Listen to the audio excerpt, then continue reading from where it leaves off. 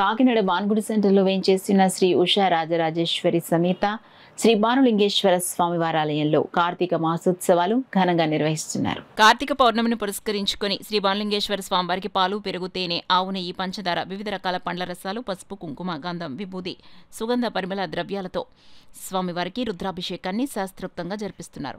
ఆలయ అర్చకులు హరిప్రసాద్ శర్మ వేద పండితుల మంత్రోచ్చరణల నడుమ స్వామివారికి అభిషేకాలు ఘనంగా జరిపించారు. ఉత్సవాలను పురస్కరించుకుని ఆలయంలో నెల రోజుల పాటు నిర్వహిస్తున్న అన్న ప్రసాద వితరణ కార్యక్రమంలో భాగంగా దాతలు సురుచి ఫుడ్స్ అధినేత సలాది శ్రీనుబాబు సౌజన్యంతో అన్నప్రసాద వితరణ కార్యక్రమం చేపట్టారు. ఈ సందర్భంగా సలాది శ్రీనుబాబు పూజా కార్యక్రమం నిర్వహించి భోజనం ప్రారంభించారు.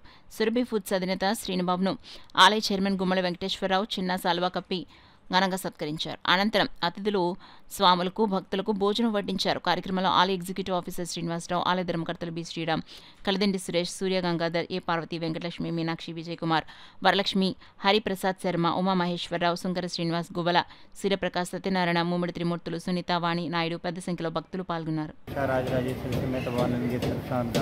కార్తీక పౌర్ణమి సందర్భం మహాపర్వదిన సందర్భంగా ఈరోజు విశేష అలంకారంతో ఆలయాన్ని జరిగింది. అలాగే ప్రసాదం ఇక్కడ వితరణ జరుగుతుంది. అలాగే వేలాది మంది భక్తులు పొద్దున్న నుంచి ఎప్పటి వరకు కూడా దర్శనం చేసుకున్నారు. పొద్దున్నే అభిషేకం జరిగింది, ఏకవార రుద్రాభిషేకం జరిగింది ఈశ్వరుడికి. అలాగే అమ్మవారికి కూడా అభిషేకం జరిగింది. ఈ కార్యక్రమాలన్నీ భక్తులు అలాగే దేవాలయ ధర్మాదాయ శాఖ కమిటీ వారి సహాయ సహకారాల్లో లేకపోతే వాళ్ళ తీర్థ ప్రసాదాలు అవన్నీ కూడా మరి సరిగ్గా అందించడానికి మరి మన ఈవో గారు కానీ లేకపోతే ప్రధాన పూజారి గారు మరి విశేష సేవలు అందిస్తున్నారు. ఈ రోజున మరి భక్తులకి ఒక 1500 మందికి ఈరోజు సురుచి మల్లిబాబు గారు ఈరోజు ఆయన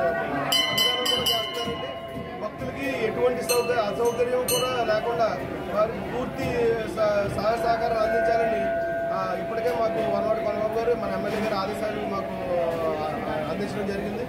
ఆయన ఆదేశాల ప్రకారంగా మేము భక్తులకి ఏ విధమైన అసౌకర్యం కలగకుండా మేము